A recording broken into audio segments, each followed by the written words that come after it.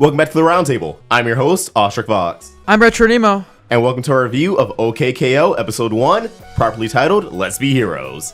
So, in this first episode of OKKO, not really the pilot, since we already seen the pilot. Yeah. It's just kind of a retooled version, and if you played the mobile app game, you already kind of know what happens.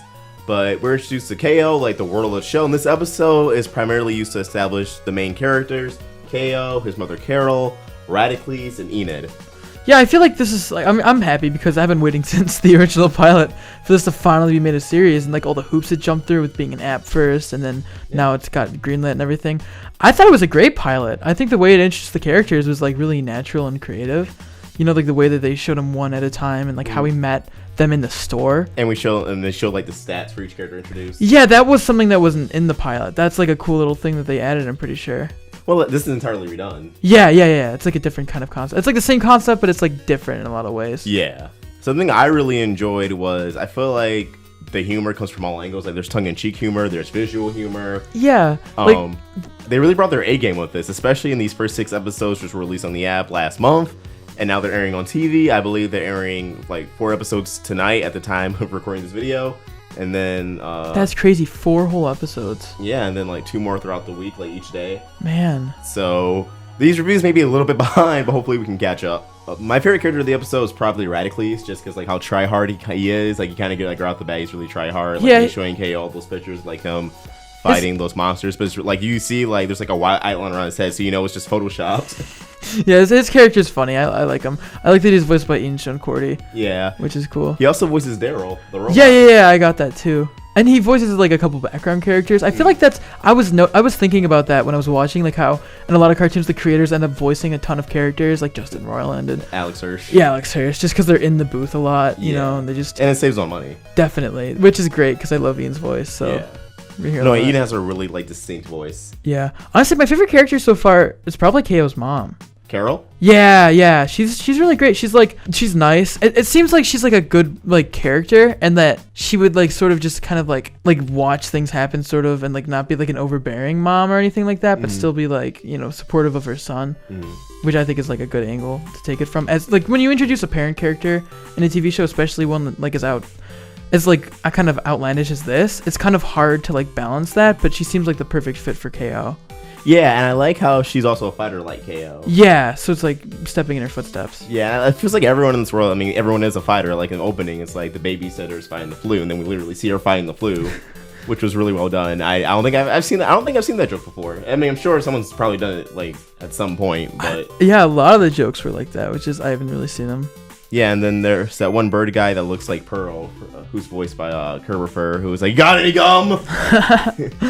And it's like, yeah, it's like, and it's like a bunch of gun signs. That was the best joke in the episode. And then he just walks out. Yeah. And the sign, it said like, "Oh, such gum." Like it was just like the funniest phrases. I feel like there's a lot of creativity going into this, not just from like Ian, but like the entire staff, like all the storyboarders. Yeah. The voice actors are putting on a really good performance, I feel like. Yeah, definitely wears his influences on his wrist, though, which isn't bad. It's just like you can definitely tell, like, there's tons of like references to just anime staples. Yeah. Like the scene where he's walking out the door and it becomes like a painting. Yeah. And he stops. Yeah, I feel like a lot of Dragon Ball influence, especially with KO's character. He reminds me a lot of Goku. Like Goku just wanted to fight and be like the strongest fighter, and KO wants to be like the world's greatest hero, and he just wants to fight. There's a lot of parallels there, a lot of similarities. His outfit's very like Street Fighter. Yeah, he seems like he rock right out of Street Fighter, or like, you know, like you just go to like a cosplay convention and you see like a little kid like cosplaying like Ryu or something. Yeah, that's what I feel like KO is. Yeah, and wasn't his voice actor? I know for the pilot, the voice actor was. It's definitely Nadolny, who voices Kid Goku and Kid Gohan in Dragon Ball. Yeah. But I know in the first 3 episodes here, he's voiced by Courtney Taylor. Okay. And then for the next 3 episodes, he's voiced by Stephanie Nadolny. But I think Courtney Taylor's like the permanent voice actor for KO. Oh, okay. Voice actress. That's okay though. Yeah. I mean, it still does a really good job. Something else I also liked was Daryl, and next episode we meet Lord Boxman.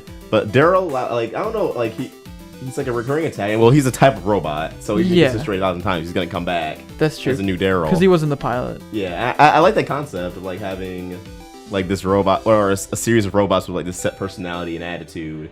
Yeah, like that. Like the entire good versus evil fight is sort of masked by this metaphor that is like retail stores, and like how, you know, like, Gar's. Wait, what's his name, right? Yeah, Gar's. Gar's, yeah. He's like the biggest hero in there, but he runs like a convenience store. Yeah. And then the bad guy just runs a box store. Yeah. That's like it's like a box factory. Yeah, it's a really creative spin on like telling that story. It's cool. Yeah, I like how all the heroes are like one big plaza. Yeah, and it's called Lakewood Plaza Turbo. Something else I really liked was the action scene between KO and Daryl. Action was really well done. Yeah, because I feel like most shows because it would have been like really cliche if he just was able to beat him. Yeah, like it was nothing. I mean, feel like most shows when a main character gets like a bunch of power ups, like we don't actually never get to see him use it. Yeah, like here we get to see him use it, but then it turns out it's just like a dream sequence, which I think it's like the best of both worlds. Yeah, the dream sequence, it wasn't bad. I've seen it before, so it was like kind of like but I mean it was still like a great way because like you said, best of both worlds. Yeah, because like he learned, you know, that he needs to work to be a hero, but we also got to see a really cool fight sequence. Yeah, and also how the guy who looks like Papyrus from Undertale. Yeah, he's like, it's like, yeah, he hit your gauntlets, knocked you out, and then you roll into a wall, and then KO sees it, and we see his facial reaction. Oh yeah, he just hands him the phone. And even in the visual humor is there too, because like as he's describing it, we see like figure A, figure B, figure C of like KO. Yeah, like little stuff like that really sets it apart from like other cartoons. Yeah, it feels like there's always something going on. Like to look out for when you're watching. And it's not like it's like a LOL random show or like a show that's like always like annoying and over the top. Like it's over the top in the good way. Yeah, like it's self-aware sort of. Like it plays into that fact. Yeah. I also like the art style just in general. Yeah, I also like they mentioned that what they did was like the final drawings is in pencil. Yeah. So like you kind of see that in here, like it's not like I know like the thick outlines or anything. No, the whole thing looks kind of like hand drawn. Yeah. Which is great. Yeah, and I definitely hope they don't change that in like future seasons, or I hope there's like no budget cuts or anything. Hopefully, if it takes off, then. I definitely think it will take off. Yeah, I think it's gonna be like right up here with Steven Universe and Star. Yeah, you can kind of tell there won't be like an overarching like story. No, I don't feel. There will be story arcs, but not like. It's I don't see this getting serious. I could be surprised. I definitely see there being like tons of character developments and like feelsy moments, but I don't see it getting like oh, Carol shattered or Carol murdered Boxman's wife. All the heroes are aliens. Yeah. Well, Radicles actually is an alien. That's true. Anything can go, really, in this universe. We haven't really talked about Enid. I mean, granted, she doesn't really do much in this episode. I mean, her character is really just like the Wendy-esque cool girl, yeah, like, laid back, which I've seen before, but you know, I'm not complaining.